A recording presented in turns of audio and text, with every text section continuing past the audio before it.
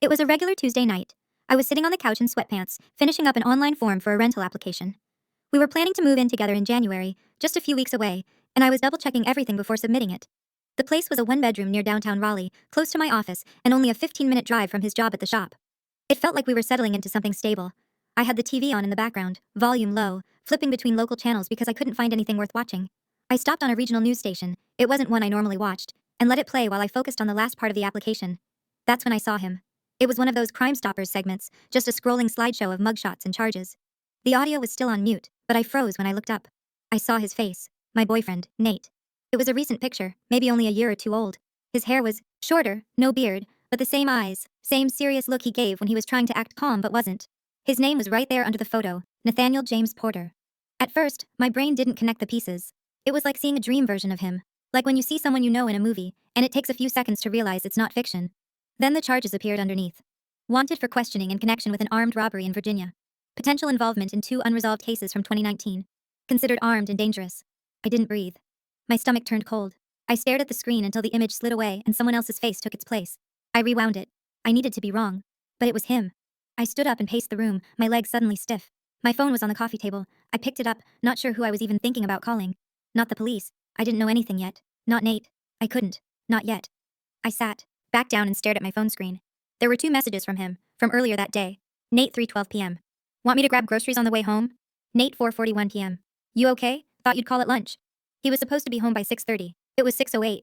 I had maybe 20 minutes before he walked in the door. My mind was racing.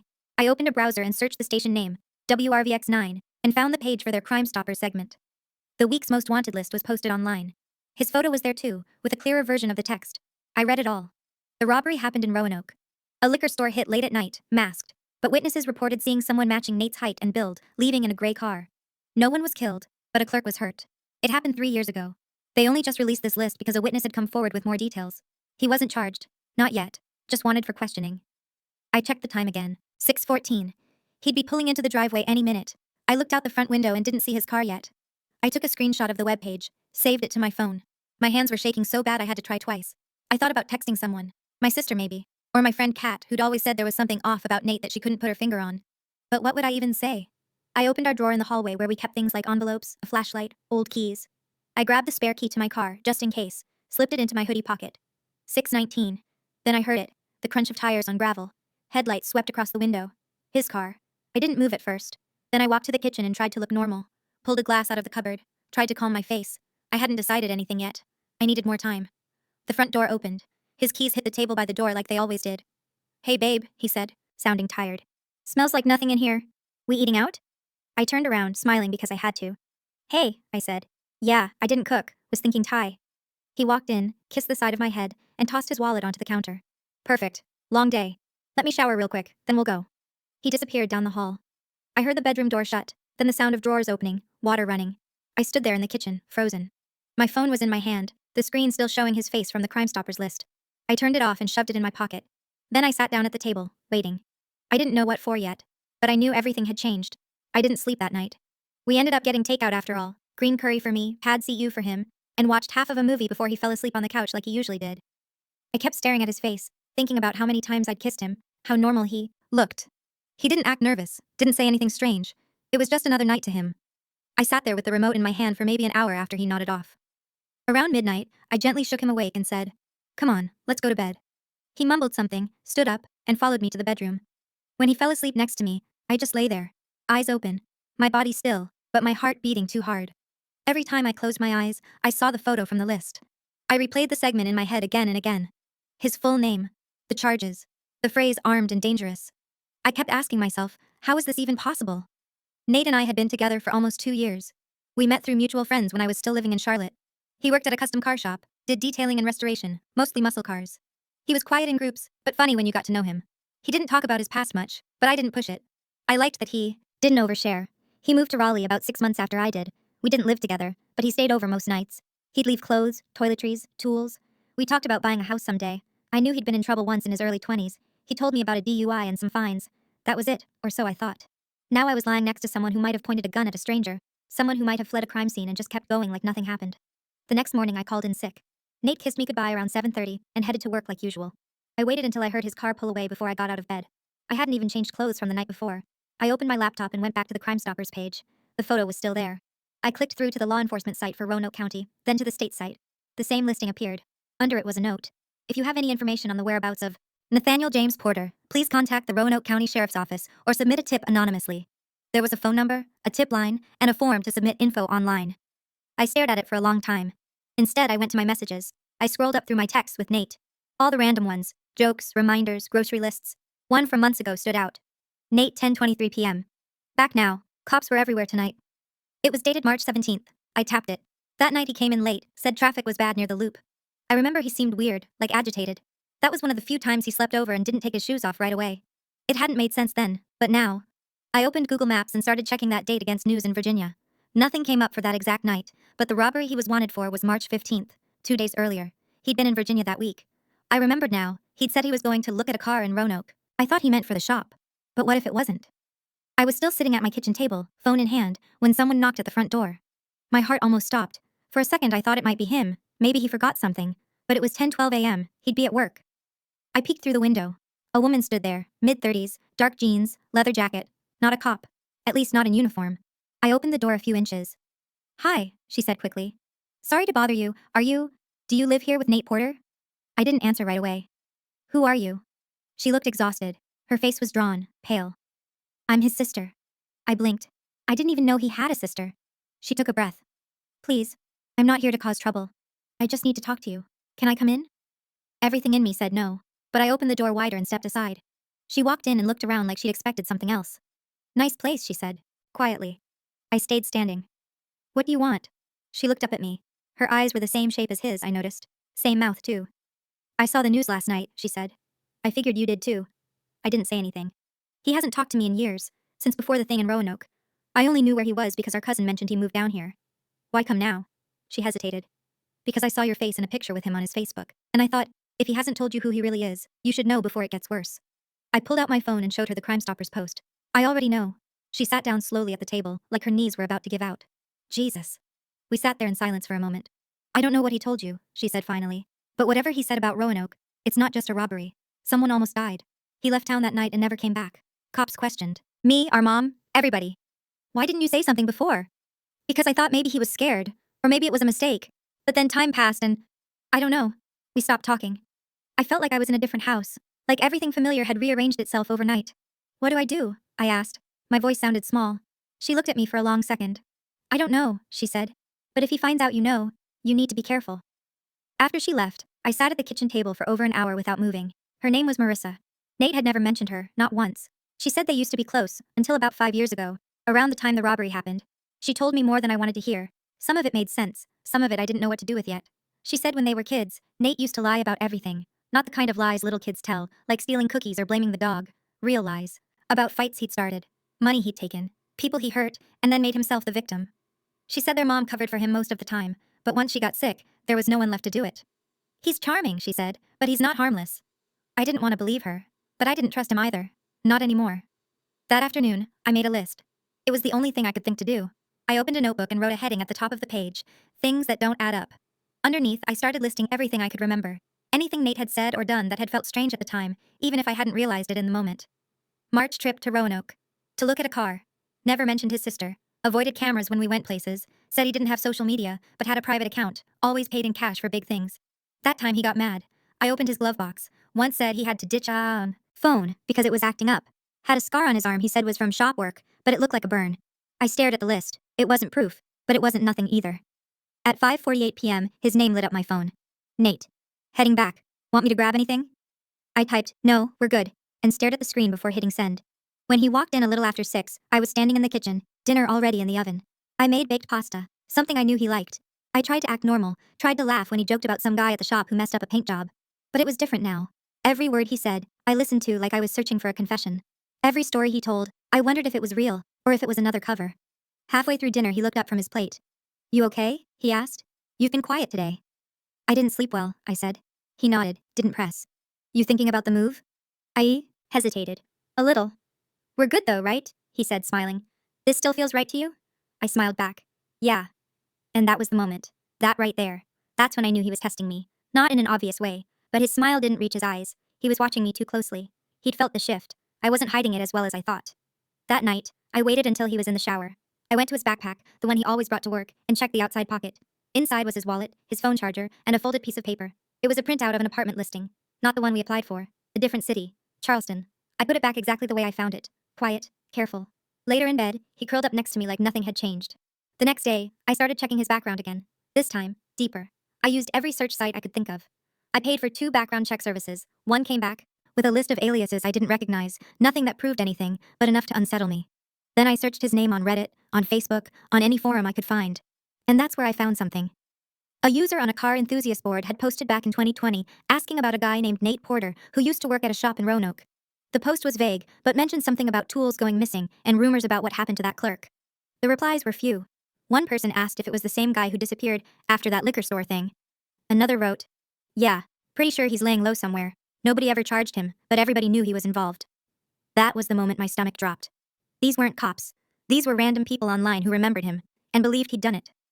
That night, I asked him something small, just to see how he'd react. "Do you still talk to anyone from Roanoke?" I asked while he was brushing his teeth. He paused, just for a second, but it was enough. "No," he said. "Why?" "Just curious," I said. "You never talk about that place." He shrugged. "Nothing to talk about.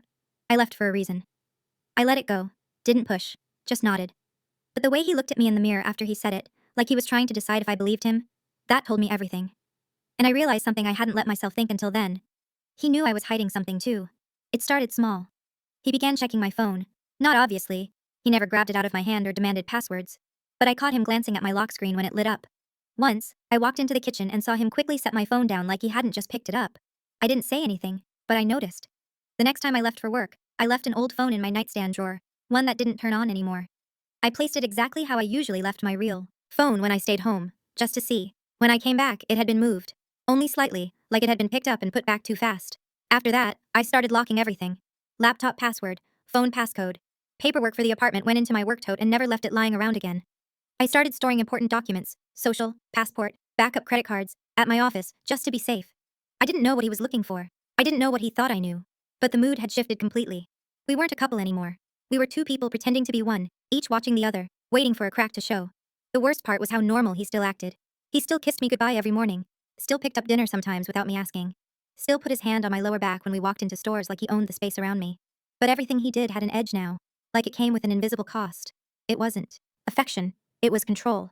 The next time we were alone on a Saturday, I suggested we drive out to a hiking trail, one we'd been to before, about 40 minutes away. I needed to get him out of the house. I needed to search it while he was gone. "I thought you hated that place," he said. "All those ticks." "Yeah," I said, smiling. "But I want to get out of town for a minute. Clear my head." He paused, then agreed. "All right, you drive. I'm tired." Perfect. As soon as we got back that evening, he went to shower. He always did that after hiking. Said he couldn't stand the smell of the woods on his clothes. I waited until I heard the water running, then grabbed the keys from his jacket. I opened his car. The glove box was locked. It never had been before. I sat in the passenger seat, heart pounding, and pulled out my phone flashlight. I checked under the seats, behind the visors, in the side pockets. In the rear compartment, tucked under a folded hoodie, was a small black zip bag, the kind you'd keep tools or cables in. Inside, a burner phone, a roll of cash, hundreds, at least 2,000, and a small folded piece of paper with a set of numbers and what looked like a hotel address written on it. I didn't take anything. I took photos. Then I zipped it up, put everything back the way I found it, and locked the car again. That night, he brought up something casually, like it didn't matter. "You ever talk to anyone in my family?" he asked while we were watching a show. I kept my eyes on the screen. "No, why?" "No reason, just wondering. You and my sister would probably hate each other." I didn't react, didn't blink. He was baiting me. And now he knew someone had talked to me. A few days later, he brought home 2 plane tickets. Charleston, one way. "I've been thinking," he said. "Let's skip the apartment and start over somewhere new, fresh." I stared at the tickets, then at him. "What about our jobs?" "We'll find new ones. My buddy's got a hookup there. It'll be good." I smiled because that's what I was supposed to do. I told him I'd think about it. He leaned over and kissed my forehead like it was the most natural thing in the world. After he went to bed, I stayed in the kitchen. I opened my laptop and filed an anonymous tip through the Crime Stoppers form. I uploaded the photos I'd taken, of the zip bag, the cash, the burner phone. I didn't give them my name. I didn't tell them where to find him. I just wrote, "Nathaniel James Porter is in Raleigh, NC. He's planning to leave town. He has a burner phone and cash. Check the car." Then I cleared the history, shut everything down, and went to bed. I didn't sleep. The next morning, I woke up and his car was gone. Not just driven somewhere, gone. Vanished. He took it in the middle of the night, and when I asked him about it over text, he said, "Got a buddy helping me upgrade the stereo. Took it early. Should be back tonight." That was a lie. I checked online and the car wasn't at the shop. It hadn't been towed. There was no record of it anywhere. He was covering something. Maybe he saw the tip-off coming. Maybe he felt it. That night, I told him I was going to stay at my sister's for the weekend. I packed a small bag. He nodded, didn't question it. But I didn't go to my sister's. I booked a motel 15 minutes away under a different name. I didn't tell anyone where I was, not even her. I waited to see what would happen. On the third day at the motel, they found the car. It was parked in a long-term lot near the bus station, tucked between two vans with expired tags. I only knew because I checked the local police log online, something I'd started doing twice a day, scrolling through reports like my name might show up. I wasn't mentioned, but the plate was. They ran it, confirmed it was tied to Nathaniel Porter, wanted for questioning in Roanoke, and listed it as recovered, pending forensic inspection. I read the entry 4 times. No arrest. No sign of Nate. No update on the Crime Stoppers page. I stared at my phone, fingers trembling, and realized I hadn't heard from him since the morning before. Just a single text that said, Nate, 9:14 a.m. You make it okay? I hadn't replied. I didn't plan to. Now it was Monday. My 3rd day in hiding. I was still in the motel room, sitting on the scratchy blanket with my laptop open and the curtains drawn. I hadn't slept much. The TV played the same news cycle over and over, and every time they moved to regional stories, I leaned in, hoping. But it never came up. I thought the tip would lead to something immediate. I thought as soon as the police saw the photos and knew where he was, they'd make a move. But now, with the car found and no arrest, all I felt was dread. I didn't know where he was. I didn't know what he knew. That evening, I turned on my phone. I'd kept it off most of the time to avoid being tracked, which felt paranoid, until I remembered who I was hiding from. I had 10 new messages. 2 were from Kat, asking if we were still on for lunch later in the week. 3 were from work. The rest were from Nate. Nate, 3:07 p.m., Saturday. You okay? Nate, 6:31 p.m., Saturday. Let me know when you get there. Nate, 9:52 a.m., Sunday. We good? Nate, 2:18 p.m., Sunday. Nate, 11:02 a.m., Monday. You're not with your sister. That last one stopped me cold. He knew. I don't know how. Maybe he called her. Maybe he drove past her house. Maybe he was just guessing. But either way, the lie was broken now. I didn't respond. I turned the phone off again. That night, I moved motels.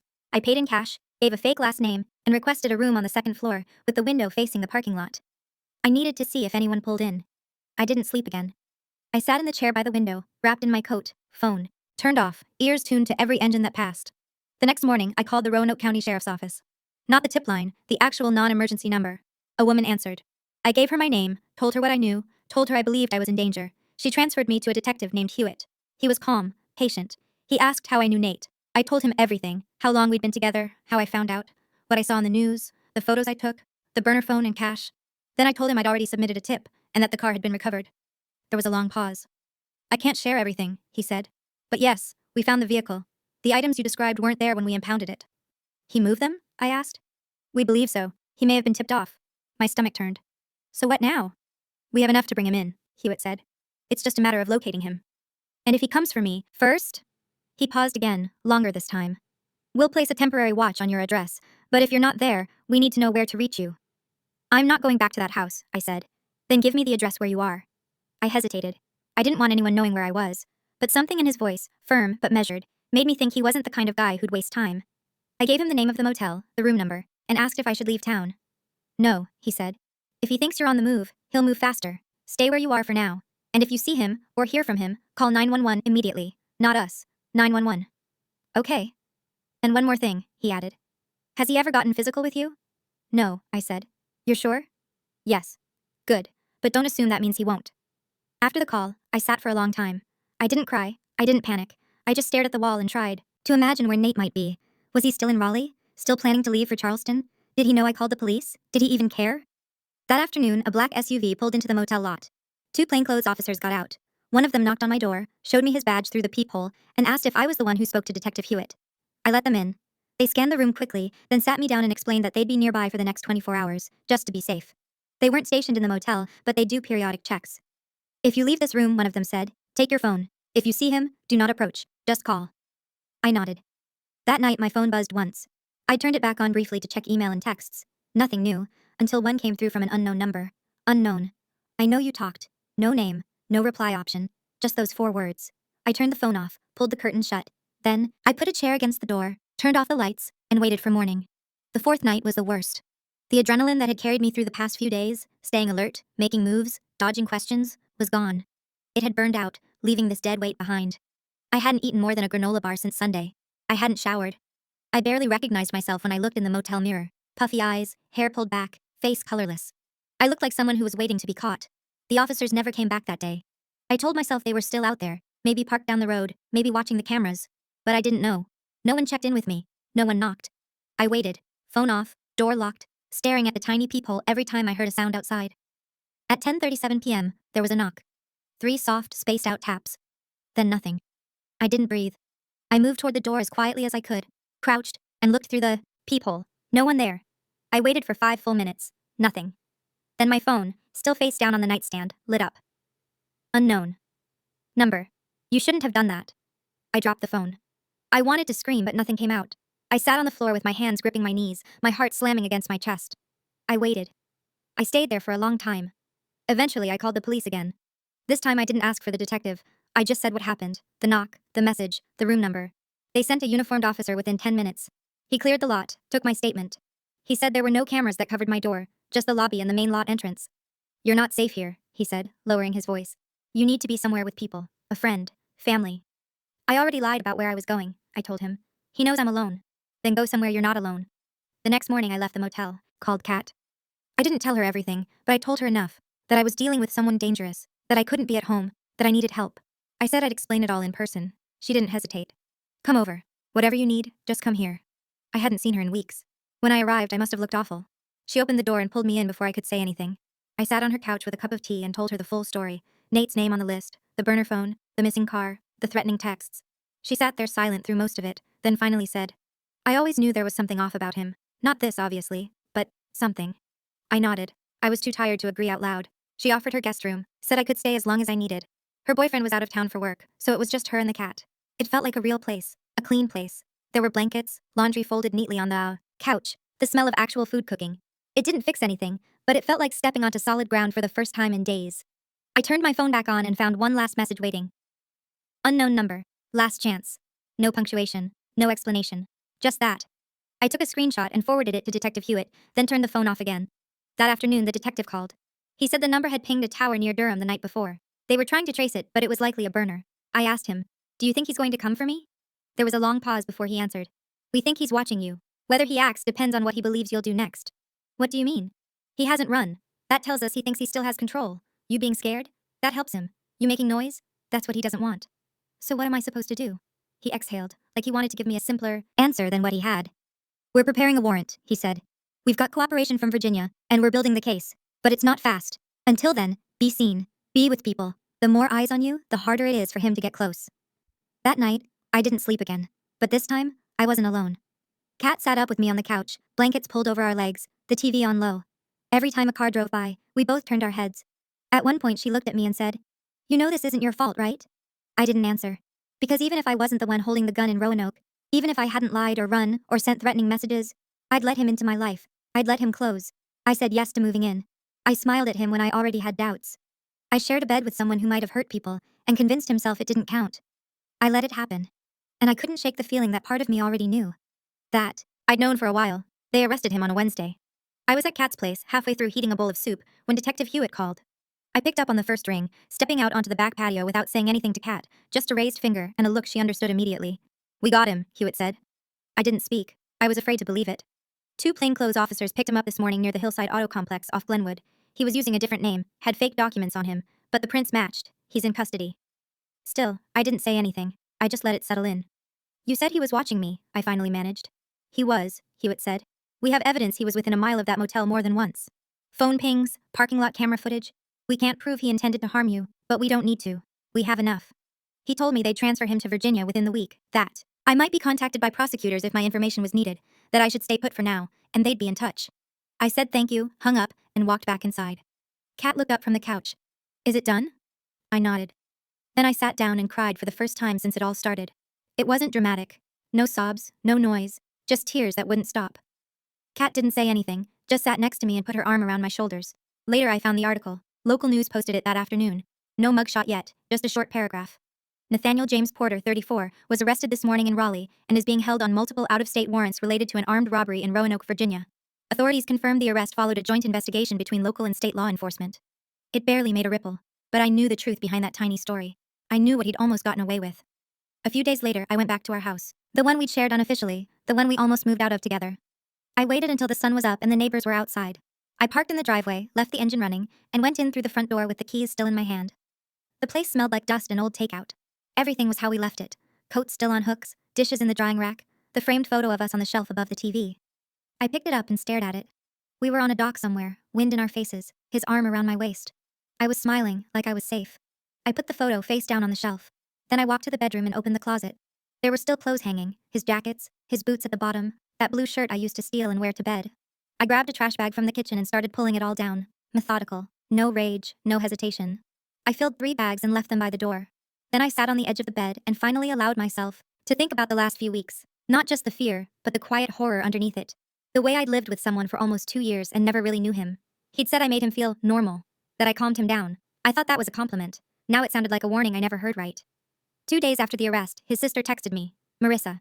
Just one message. He won't talk to anyone. Guess he didn't expect to lose." I didn't reply. That weekend I got a call from a Virginia number I didn't recognize.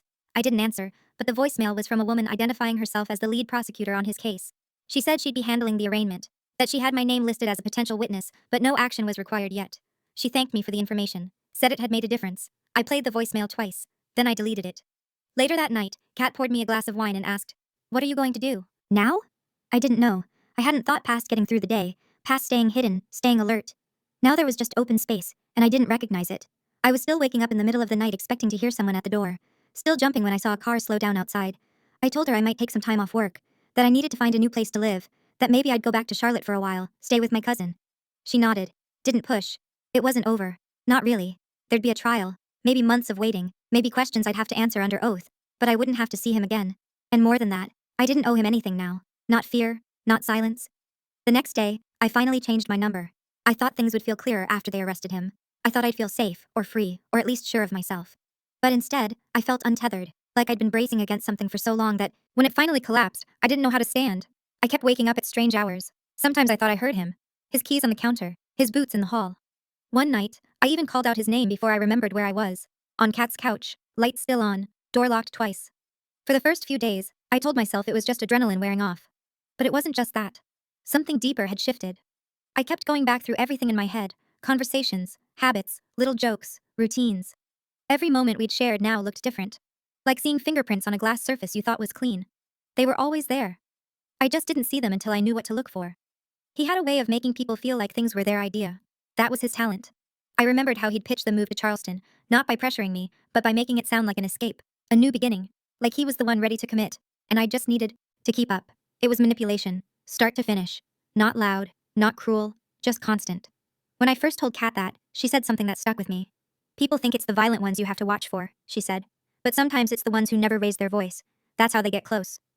I started writing things down in a notebook. Not for court, not for the police, just for myself.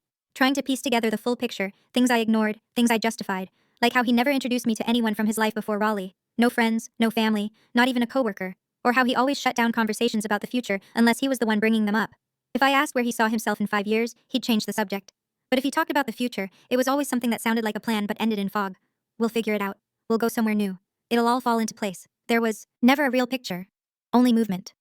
It made me realize that being with Nate always felt like being in transit. We were always about to start something. Always almost stable. Never quite there. Even now, knowing who he really was, I still felt this pull to remember the good parts. There were good parts. Nights when we cooked dinner and made fun of cooking shows. Quiet mornings where we barely spoke but it felt easy. Moments I thought were real. But then I'd catch myself and remember. It wasn't a relationship. It was a performance. One I hadn't realized I was part of until the mask came off. About a week after the arrest, I got a letter from the court in Roanoke. Not a summons, just a notification. I was listed as a non-legal witness, someone they might contact for further questioning if the defense tried to challenge Nate's timeline or alibi. I read it twice, then put it in the back of a drawer. It didn't feel real. None of it did. That same day, I drove by our old house. It had been empty since I moved out. The lawn was overgrown, the mailbox tilted. There was a notice pinned to the door. Something about occupancy violation. Maybe the landlord hadn't found new tenants yet. I didn't go inside, but I did sit in the car for a long time, staring at the window of the bedroom we used to share. I remembered how I used to sit on the edge of that bed and brush my hair, him standing behind me, kissing the top of my head like we were a couple in a magazine ad. I remember thinking, this is what normal feels like. It wasn't. Back at Kat's, I started researching trauma responses. I wasn't trying to diagnose myself. I just wanted to know why I felt so flat, so removed. I wasn't crying. I wasn't panicking. I wasn't even angry most of the time. Just empty. One article called it emotional shock. Another said it was common to feel grief after discovering someone you loved was dangerous, even if you got away. The grief wasn't for them, necessarily. It was for the version of your life you thought was true. That hit me harder than anything. I wasn't mourning him. I was mourning the version of myself who believed him. The one who thought she was safe. Who thought she was loved. That night, I opened a new notebook. Blank cover, clean pages. I wrote just one line on the first page. This is what happened. Not what I hoped, not what I imagined, just the truth. I stared at it for a long time. Then I shut the notebook and went to bed. I didn't go to the trial. The prosecutor called again in early November. She said the plea deal was finalized. Nate wasn't going to fight the charges, at least not all of them. He admitted to being involved in the robbery, but not as the one holding the weapon. They had enough to place him at the scene, enough to prove he helped plan it, and enough to show he ran afterward. He took a deal for 15 years, no possibility of parole before 10. I asked if she thought he'd actually serve the full time. She said maybe. That it depended on behavior, on other jurisdictions filing their own charges. She said Virginia was just the start. I thanked her and hung up. Kat was at work. I sat in her living room with the windows open, the cold finally starting to settle into Raleigh, and listened to the wind move through the trees outside. I didn't feel relief. Not exactly. What I felt was quiet. For the first time in months, I wasn't waiting for anything. No knock at the door, no message, no new face on the screen pretending to be him, no worst-case scenario spinning in the back of my mind. Just stillness. I hadn't realized how long I'd lived with that tension wound inside me, always coiled, ready for the next shift. Now it was just gone. I spent the next 2 weeks packing. I told Kat I was going back to Charlotte. She tried to hide how disappointed she was, but she understood. I needed a place where nothing reminded me of him, where no street corner or parking lot triggered something I couldn't control. I found a small one-bedroom apartment over a bakery. The ceilings were low, the carpet old, but it had a little balcony and enough space to start over. I bought cheap furniture, nothing shared, nothing reused. I paid in full with my own card, my name on the lease, my name on the utilities, my name on everything. I started over from zero. There were hard days, days where I forgot he was gone and expected to hear from him. Days I saw someone in a hoodie with his build and my stomach dropped. Days where I caught myself doubting the whole thing, wondering if maybe I'd overreacted, exaggerated, misread. But those days passed. One morning about a month after I moved in, I got a letter in the mail. No return address. Postmarked from Roanoke. I knew what it was before I opened it. Inside, one sheet of paper. No greeting, no closing. Just one sentence. You could have waited. The handwriting was his. I sat with it for a while, then folded it in half and put it back in the envelope. I didn't call the police. He was already in prison. And this last attempt to guilt me, to keep control even from behind bars, it was just a scrap. A useless thread. I didn't pull on it. Instead, I walked it outside, dropped it in the big metal bin behind the building, and closed the lid without looking back. That was the last time he reached out. The last time I let his voice into my head. A few weeks later, I bought a journal. Not the kind I used to record what happened. This one was clean. No prompts, no lined pages. Just blank space. Room for something else. I wrote one sentence on the first page. This life belongs to me now. And that's where I began. The first time someone asked if I'd ever been in love, I lied. It was a friend of a friend at a dinner party, someone new, someone warm and open, the kind of person who asks real questions and waits for real answers. We were passing a bowl of roasted vegetables across a cluttered table, and she said, half laughing, "So, you ever had your heart properly broken?" And I said no. I don't know why I said it. Maybe because I didn't want to tell the truth, or maybe because the truth wasn't simple.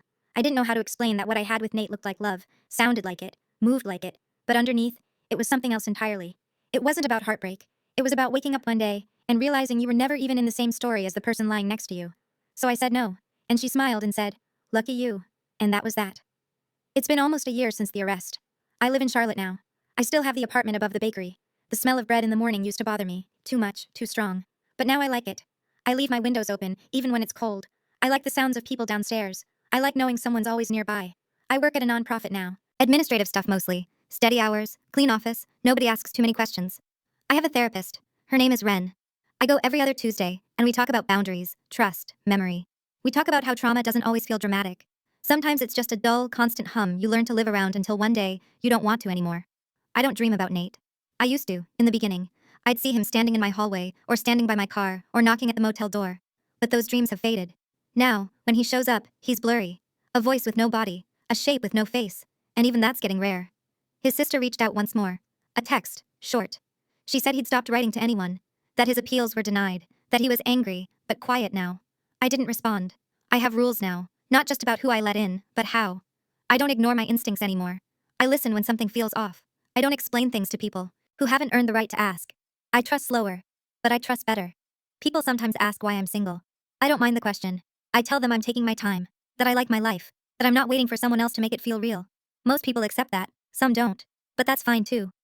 A few months ago, I went back to Raleigh for a weekend. Kat and I met for coffee near the museum. She still lives in the same place, still brings up that winter like it was a movie we both watched, but can't quite believe was real. We talked for hours. She asked how I was doing, really. I told her I was okay. That some days were harder than others, but most were quiet, manageable. That I still checked my locks more than necessary, still scanned unfamiliar cars when I walked home at night.